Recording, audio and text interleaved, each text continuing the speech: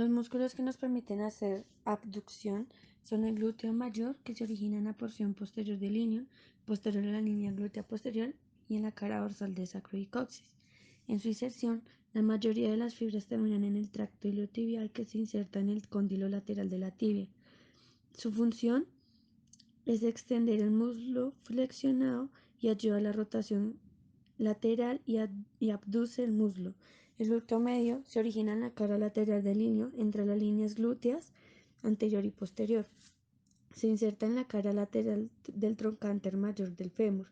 Su función es abducir y rotar medialmente el muslo a nivel de la cadera. Equilibra la pelvis sobre el miembro cuando el miembro opuesto está levantado. El glúteo menor se origina en la cara lateral del ilion, entre las líneas glúteas anterior e inferior, y su inserción es en la cara del trocánter mayor del fémur. Su función es abducir y rotar medialmente el muslo a nivel de la cadera. Este equilibra la pelvis sobre el miembro cuando el miembro opuesto está levantado.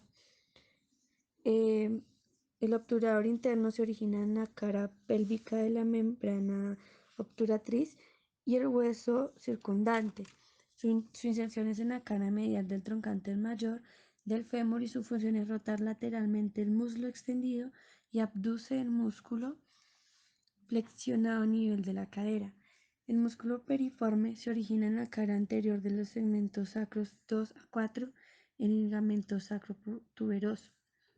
Se inserta en el borde superior del trocánter mayor del fémur y su función es rotar lateralmente el muslo extendido y abduce el músculo flexionado a nivel de la cadera.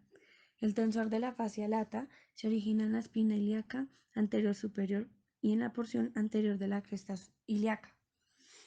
Se inserta en el tracto iliotibial, que se une al cóndilo lateral de la tibia, y su función es abducir, rotar medialmente y flexiona el muslo a nivel de la cadera y ayuda a mantener la rodilla extendida. Los músculos que nos permiten hacer aducción son el músculo grácil, que su origen es en el cuerpo y ramo inferior del pubis, se inserta en la porción superior de la cara medial de la tibia y su función es aducir el músculo, flexiona y rota medialmente la pierna. El músculo pectíneo, que se origina en la rama superior del pubis, se inserta en la línea pectínea del fémur y su función es aducir y flexionar el muslo a nivel de la cadera.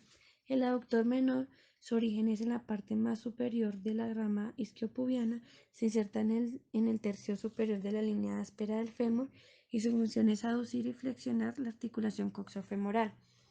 El aductor largo se origina en la cresta inferior del pubis y se inserta en el tercio medio de la línea áspera del fémur y su función es aducir el muslo a nivel de la cadera. El aductor mayor se origina 2/3 posteriores de la rama isquiopubiana, se inserta en el tercio inferior de la línea áspera del fémur y cara posterior del cóndilo interno del fémur.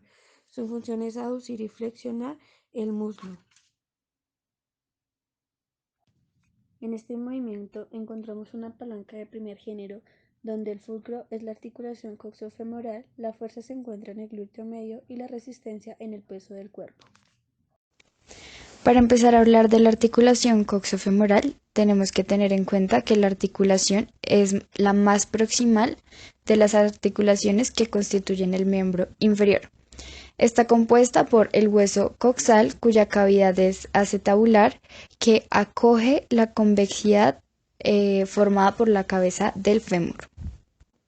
Para empezar, tenemos que la articulación coxofemoral es de forma ovalada, tipo sinovial. El número de articulaciones solo son 2, por lo cual es simple, y tiene un tipo de movimiento triaxial. En este caso solo vamos a hablar de la abducción y aducción. La aducción y la abducción se encuentran en un plano coronal con el eje anteroposterior. En la artrocinemática es el tipo de movimiento, por lo cual es un deslizamiento y rodamiento. En la aducción, el movimiento se produce en dirección superior y en la abducción el movimiento accesorio se produce en dirección inferior, considerando como segmento móvil la cabeza femoral.